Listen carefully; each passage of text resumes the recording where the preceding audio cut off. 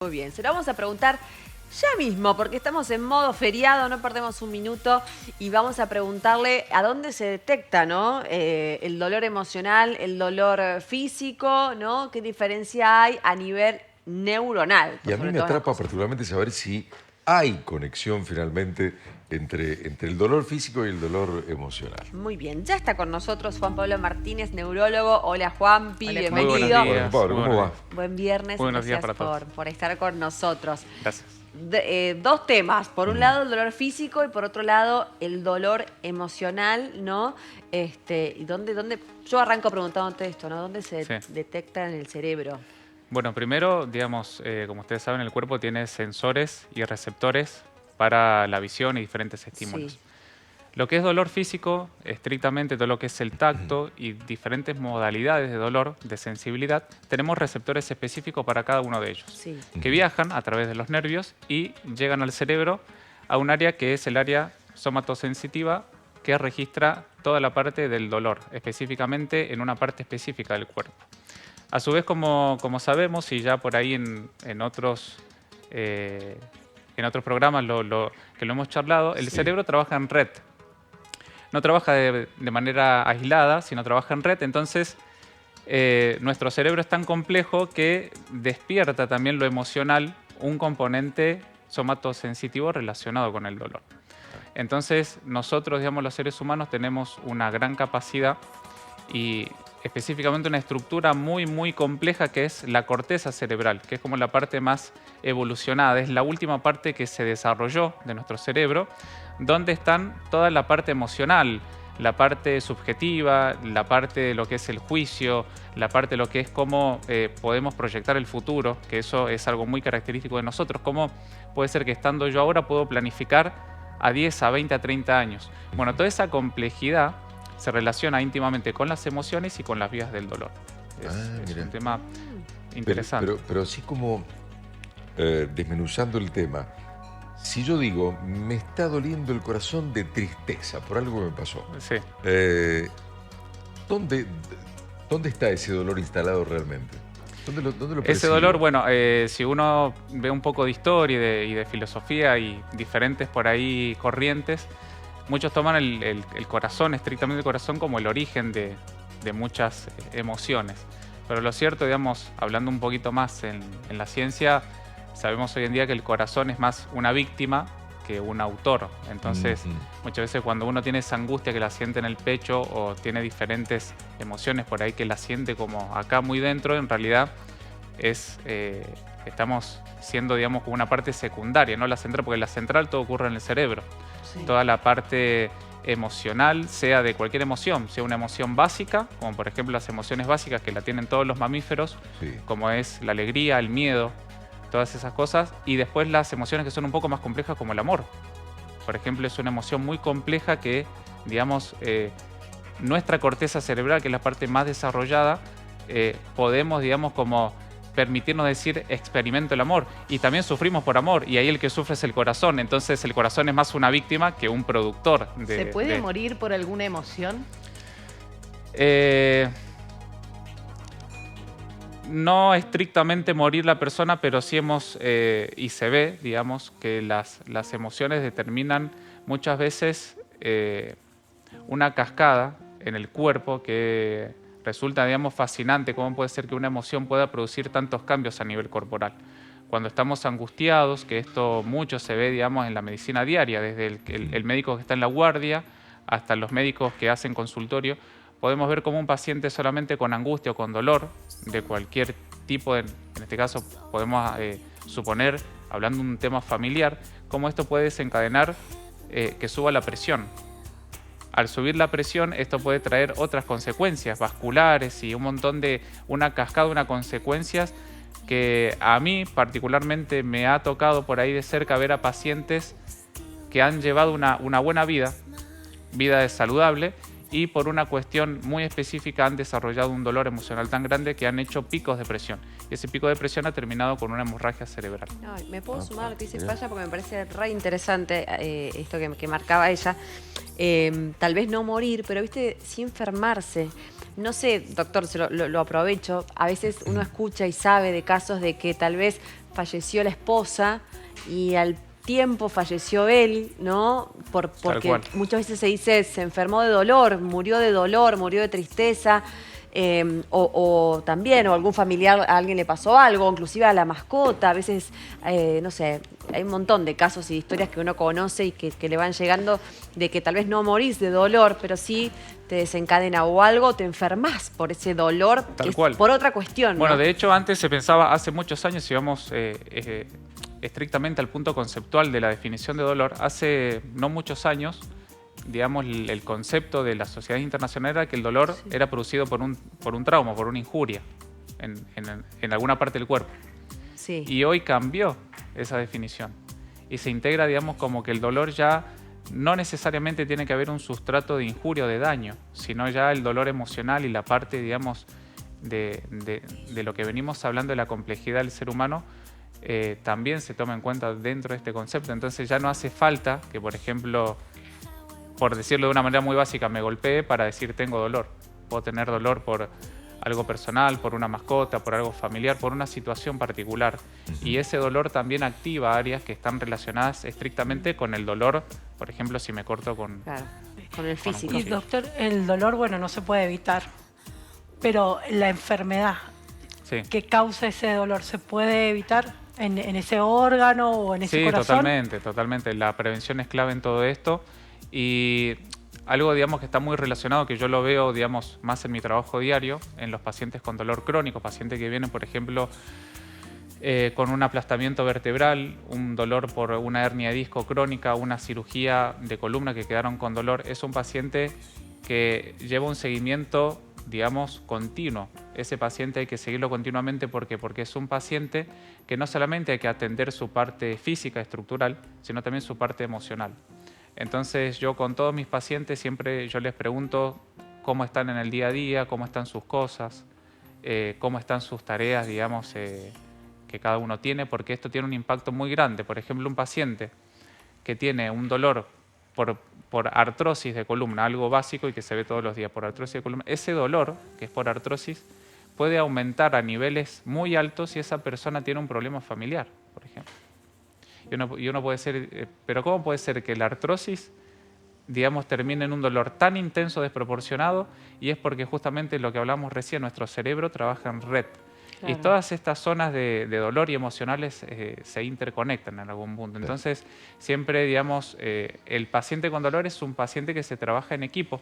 Se trabaja con el psicólogo, se trabaja con el médico que es especialista en clínica del dolor, la parte de los neurocirujanos, que ayudamos por ahí a hacer algunas cosas puntuales, y es un paciente que cada uno va aportando su granito de arena para que esté mejor, para que ese paciente que tiene dolor crónico, que es un dolor que no se va, sino que hay que, digamos, ayudar a que ese paciente tenga muchos días buenos, como uno les dice en el consultorio, y pocos días malos. Me decía un doctor especialista en medicina del dolor que a veces a un paciente lo mata el dolor provocado por la enfermedad antes que la misma enfermedad, ¿no? Tal cual, tal cual. Entonces, todos mis pacientes yo les trato de incentivar la actividad. Hay pacientes que vienen después de una actividad y me lo agradecen.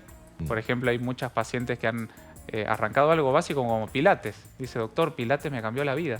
Claro. Y algo tan simple y algo, digamos, porque hay que tener en cuenta alguno cuando está sin hacer algo, el cerebro ocupa ese tiempo para tener pensamientos y emociones que por ahí no son muy buenas. Uno por ahí no es que dice, bueno, hoy día me voy a programar para tener todos mis pensamientos positivos. Claro. Y no, los pensamientos vienen. O generar dopamina. Sí. O generar dopamina. Entonces, ¿qué pasa? Cuando estamos haciendo nada, el cerebro parece que es muy intruso y se generan todas estas... Empiezo ya a preocuparme demasiado por las cosas, empiezo a decir, no, esto va a terminar de la peor manera. Entonces ya mi cerebro empieza a cambiar. Y cuando yo, por ejemplo, inicio pilates o una actividad, es impresionante el cambio químico que hay a nivel cerebral y cómo eso aplaca todos estos síntomas que uno puede llegar a tener. Doctor, y en el caso, perdón Patita, en el caso cuando hay personas que ese dolor lo tapan, ¿no? Con muchas actividades, ya sea con trabajo, con salidas, con juntadas, y no darte el espacio por ahí a sentir ese dolor. ¿Eso está bien, está mal? Sí, en cada caso particular siempre hay que evaluar al paciente en el contexto, ¿no? Pero siempre, digamos, es bueno que el paciente, si tiene un evento, por ejemplo, un dolor vamos a hablar, es un poco por ahí difícil, ¿no? Pero el dolor emocional, siempre es bueno tomarse el tiempo necesario para que esa persona lo pueda trabajar. Por ejemplo, hay pacientes que van al consultorio que uno los viene siguiendo hace tiempo por artrosis, por ejemplo, y justo pasa que un familiar fallece. Entonces, yo en el consultorio le digo, permitite este tiempo para estar con vos. Entonces, de esa manera, digamos, a cada emoción se le da un lugar, y cuando se le da un lugar a algo, también uno puede decir, bueno, ya le di tiempo a esto y puedo, digamos, seguir para otra etapa. ¿Y cuánto es el tiempo que hay que darle? No, el Lo tiempo, normal, bueno, ¿no? sí, O dentro de los parámetros sí, que bueno, uno puede decir. eso es muy particular, digamos, depende mucho de cada uno. Eso es una cada- pregunta muy ansiosa. Claro. Claro. Sí.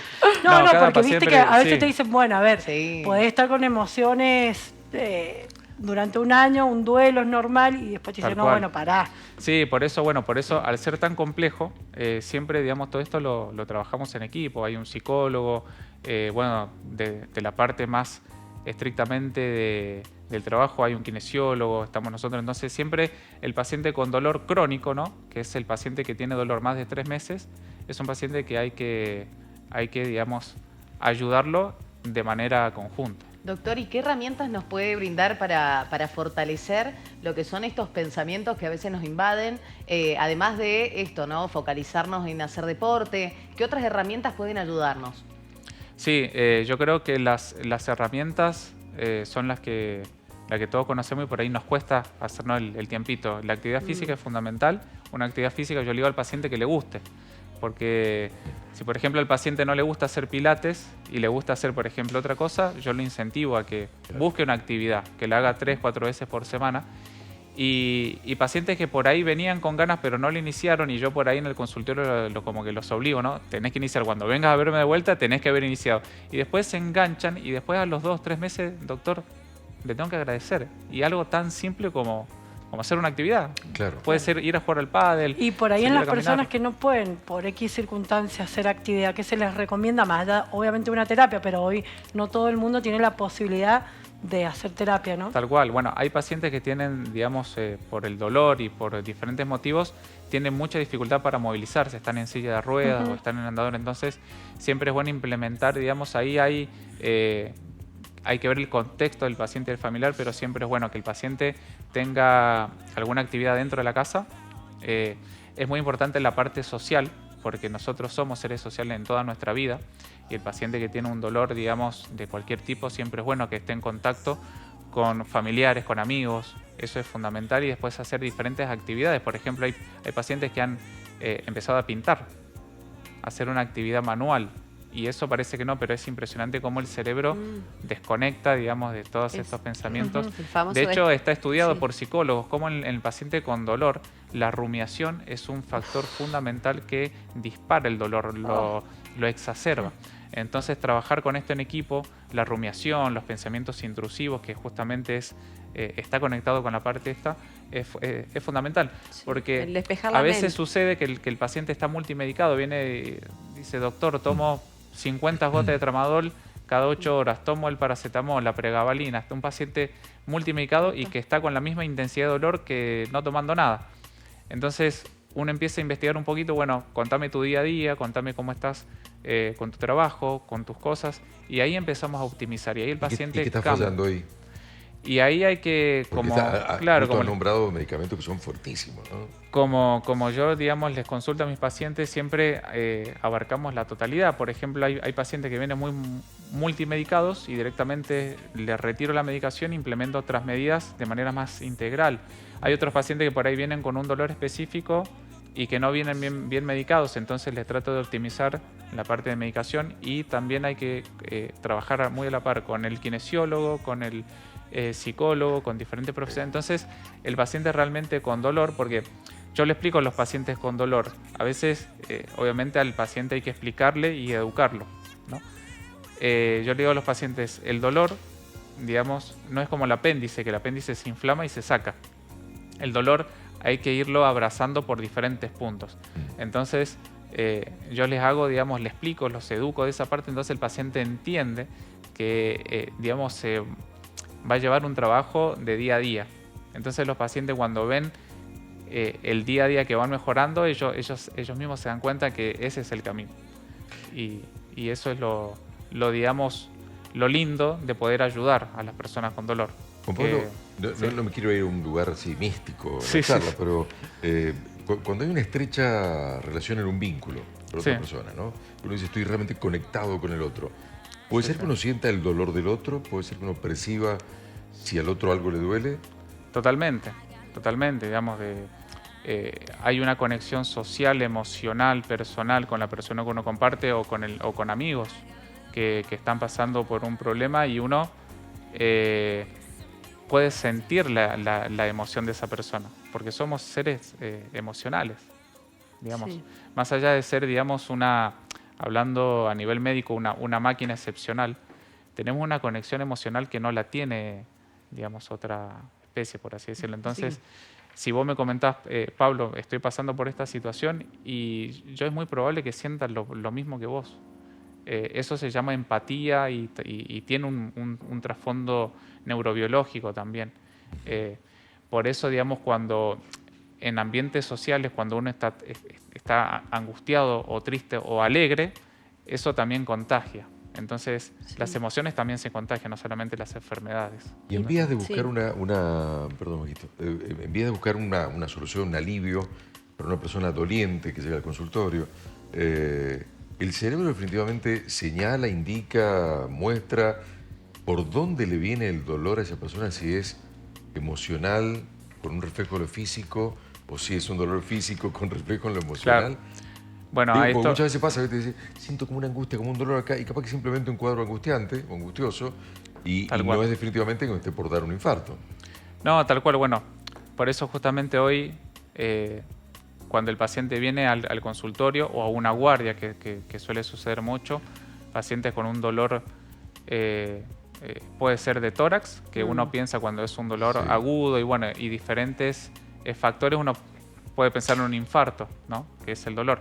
Si hay un dolor, un dolor eléctrico en la zona lumbar que cierra de pierna, puede pensar en otra patología. Pero eso, digamos, uno lo va diferenciando y va conociendo al paciente a medida que hacemos estudios, digamos, para estudiar ese órgano que nosotros sospechamos que se puede manifestar a través del dolor, como por ejemplo, me nombrabas la parte del corazón. Sí. Obviamente eso lo maneja el cardiólogo, va a ser enzimas y diferentes biomarcadores para saber si ese corazón realmente está sufriendo. Y después cuando uno habla con el paciente y empieza a indagar y a preguntarle, uno puede descubrir un poquito más. Entonces, es muy interesante que muchas veces hay pacientes que tienen toda una sintomatología que es muy clara y que uno, digamos, por los síntomas que refiere el paciente puede decir esto es una patología orgánica y no lo termina siendo. Yo un poco también iba por ese lado, justo cuando Coco mencionó su pregunta, esto del dolor del alma, ¿viste? Cuando tenés un dolor muy fuerte que decís, me duele el alma, me duele acá y te falta, inclusive hasta te falta la respiración, uno siente que Sí, le sí, cuesta sí, respirar ese dolor profundo y cuando dice, me duele el alma, uno también ¿no? marca el pecho. Digo, ¿qué señal, o sea, cómo actúa el cerebro en ese caso, ¿no? Si hay conexión neuronal de alguna forma, ¿no? ¿Por qué nos duele acá? Sino que físicamente no está el dolor ahí, pero es la sensación que uno tiene, ¿no? De ese dolor. Claro, pasa que, cuando bueno, te llena el dolor el cuerpo, ¿no? O sea, cuando hay un evento de esa magnitud, que son eventos que quizás alguno lo habrá pasado, alguno de nosotros o no, pero cuando hay ese evento de esa magnitud, el cerebro, digamos, tiene una conexión muy particular con todo el cuerpo, con el corazón, con la parte de las vísceras. Tiene, digamos, si ustedes ven, digamos, la estructura saliendo un poco del cerebro y de la médula, hay conexiones del cerebro a la médula con todos los órganos del cuerpo. claro. Entonces, cuando hay un evento, por ejemplo, traumático o algo muy fuerte, Muy marcado, muy fuerte. eso se siente, como lo contás, falta de aire, taquicardia, y eso se puede extender por diferentes tiempos. Hay pacientes que al experimentar esto no comen, Claro. duermen muchísimas horas, sienten que no tienen ganas de nada. Bueno, y también es digo, en algún caso, esto de pasar algún momento de nervios y quedarse sin voz, eso no sé si tiene algo que ver, digo, porque también es muy emocional Y Tal saber cual. que inmediatamente se te corta la voz de nervios, de emoción, de lo que sea, digo. Tal cual. Y saliendo un poco de la medicina estrictamente que uno siempre busca llegar como al problema estructural, ¿no? Decir, voy a hacer una resonancia de columna para ver qué hay. Si nos ponemos a ver un poco de historia, la medicina china tiene mapas de dolor en la podología y en la acupuntura y un montón de cosas que están muy relacionadas y que son totalmente aplicables de hoy, que son de hace miles de años. Por ejemplo, Sí. los dolores cervicales relacionados por ahí con la angustia, con la ansiedad, los dolores más lumbares relacionados con exceso de responsabilidades, excesos, digamos, por ejemplo, de hacerme cargo de muchas cosas que no tienen que ver con la tarea o con lo que me corresponde. Y ahí aparecen todos estos dolores. Entonces, cuando uno tiene dolor, siempre es bueno, como siempre recomiendo, consultar al médico. Claro.